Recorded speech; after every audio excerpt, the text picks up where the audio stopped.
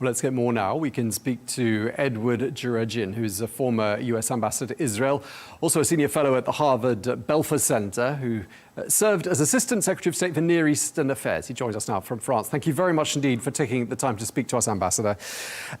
President Trump saying today that he is still open to diplomacy. I mean, what form do you see diplomacy taking at this stage? Well, at this stage, it's very problematic because in the wake of the Israeli attacks and the United States attacks against Iranian nuclear targets, the Iranians are determining now what their response should be. And the Iranian officials, especially the foreign minister, has made the statement that Iran will not enter negotiations under either military pressure or even political pressure. So we're at a standstill for the moment in terms of the initiation of, if you will, diplomatic efforts. But again, the immediate issue is whether or not Iran is going to militarily respond to the United States attacks on its nuclear facilities and what form that might take, which will then obviously outline what the future options are.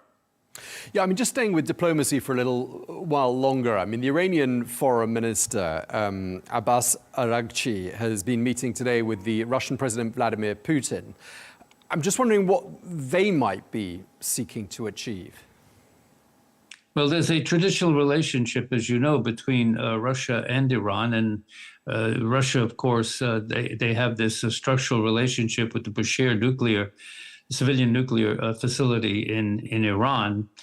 And Iran has military, political, and some economic ties with Russia. So it's an important relationship. But how Putin plays that is going to be quite interesting because he made a very curious statement the other day that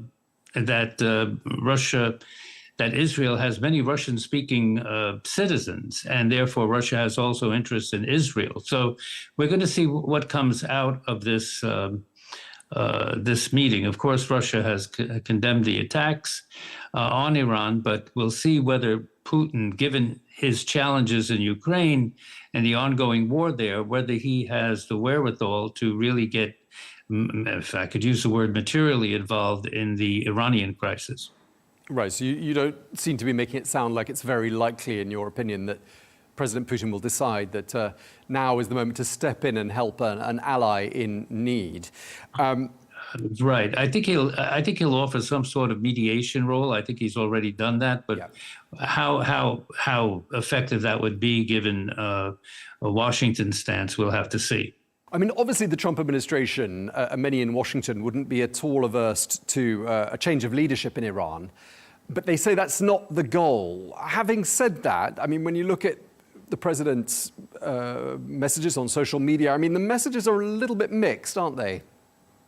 They really are. And it's really confusing to anyone who's trying to follow the policy directions from Washington and even in Israel, because both countries have basically stated that the goal of all of this is to focus on Iran's nuclear capabilities and to not allow it to have a nuclear weapons capability.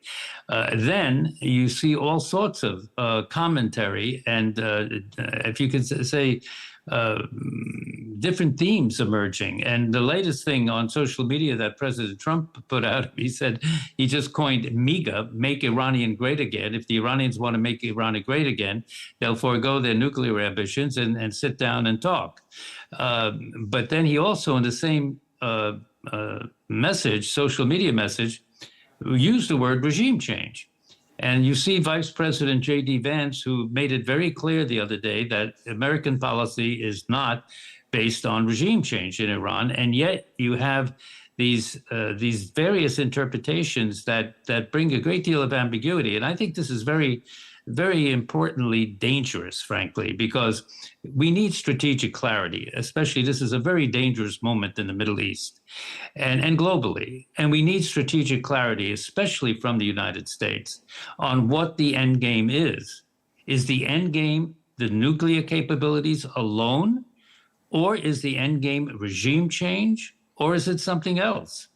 And the messages that are coming out are confusing. Now, they may be deliberately doing that, but I don't see what good end that serves. Yeah, I mean, it is confusing. I mean, do you think that toppling the Iranian government is even considered to be a likely scenario by serious Iran observers, or do you think this is just a bit of wishful thinking by a handful of people, perhaps in Washington, perhaps a handful of people in Israel?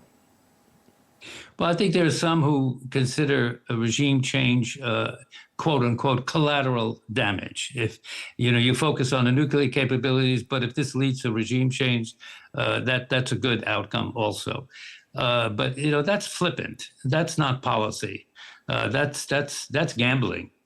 And my personal view is, and having served 8 American administrations and presidents from John F. Kennedy to Bill Clinton, I think in terms of U.S. national security interests, given our experience, the American experience in Vietnam, in Afghanistan, and in Iraq, for example, in Afghanistan, it was a just war after 9/11, but then we stayed for 20 years. It became a forever war. And what's the outcome? The Taliban is back in power. That is a failure of policy.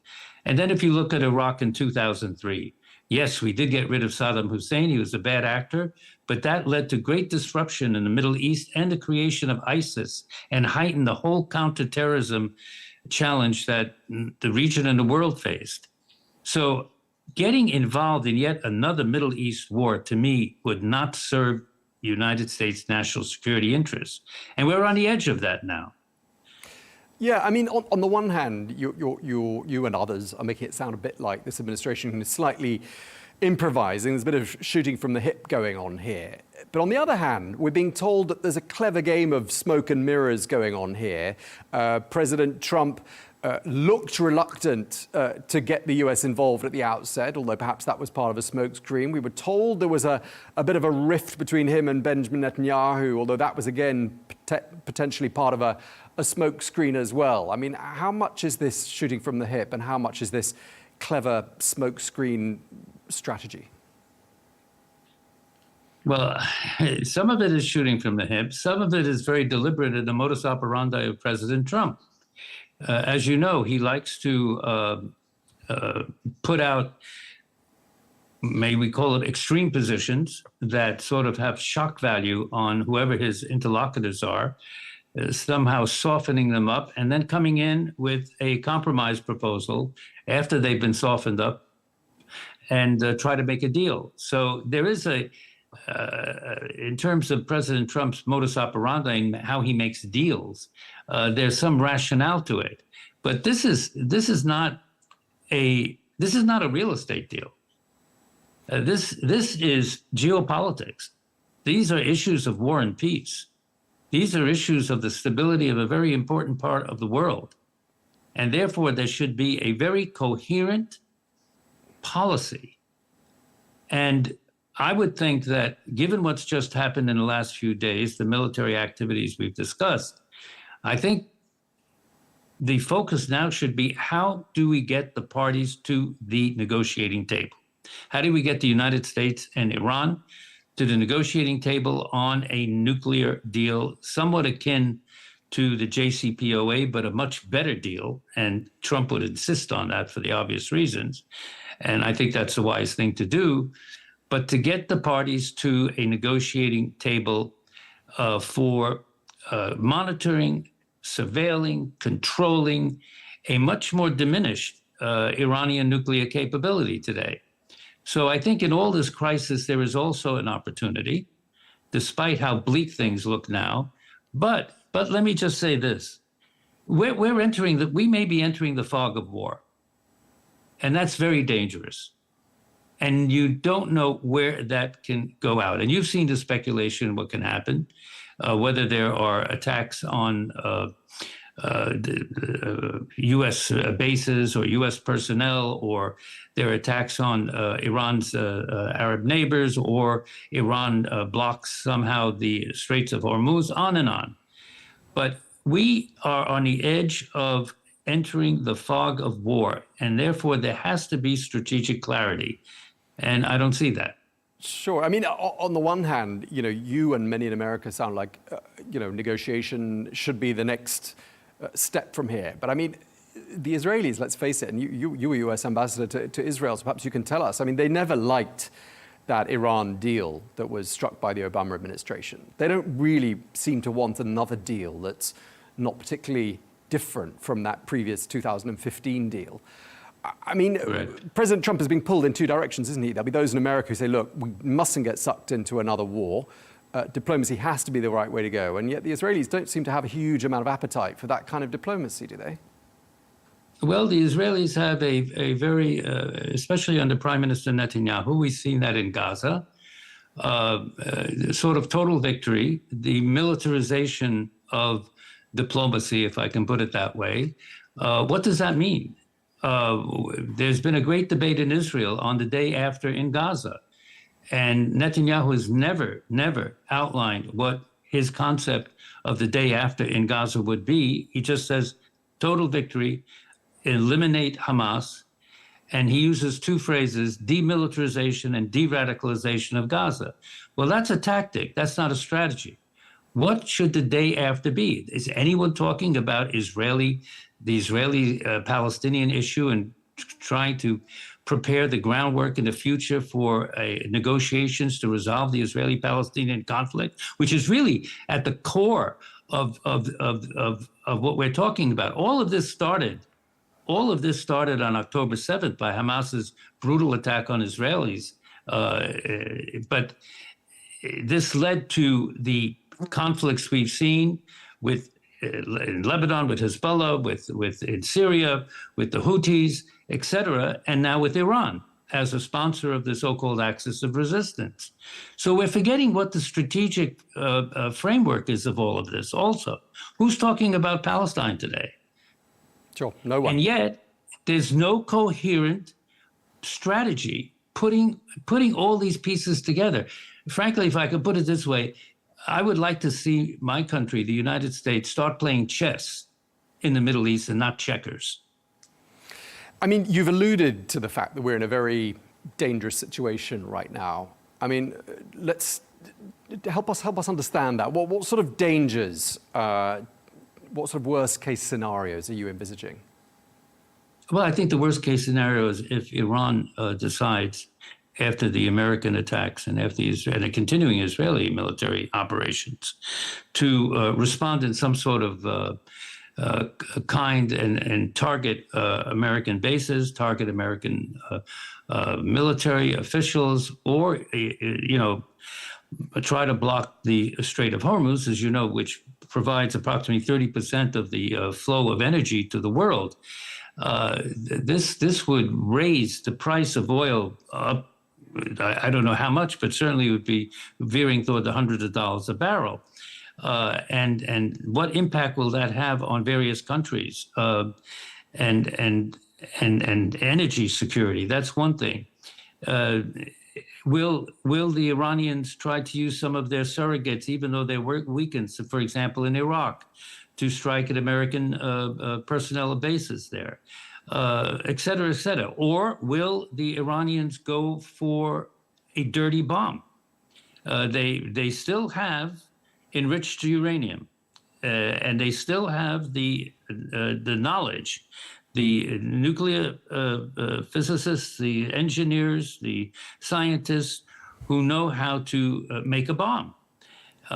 So will they go for a bomb? Because they still have enough enriched uranium to do that. So these are some of the worst case scenarios that can occur. And then how will that drag in other parties in the region?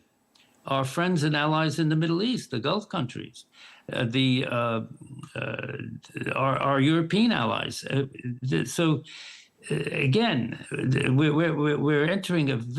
are in a very dangerous threshold. The situation could go in any direction. But that's why I say that there needs to be a sense and a real sense of strategic clarity as to what the end game is here. Sure. I mean, just lastly, I mean, obviously very easy to start wars, not quite so easy to win them or end them.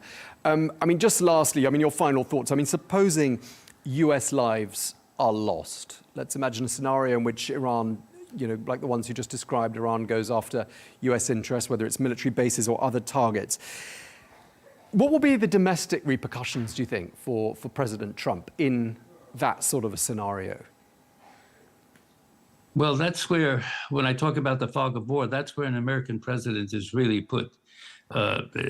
His back will be to the wall. If Americans are killed, then he must respond. And the United States will then necessarily get involved more and more into military operations in the Middle East. And where will that lead? Where will that lead?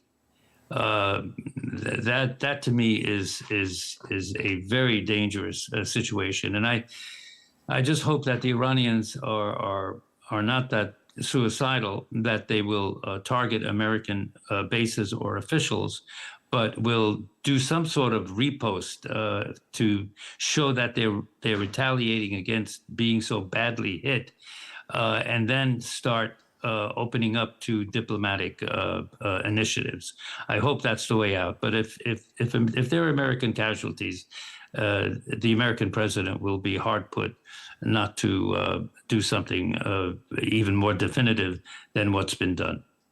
All right. Well, we really appreciate you taking the time to speak to us. It's been really interesting. Ambassador Edward Djerejian, thank you so much for your time, sir. You're very welcome.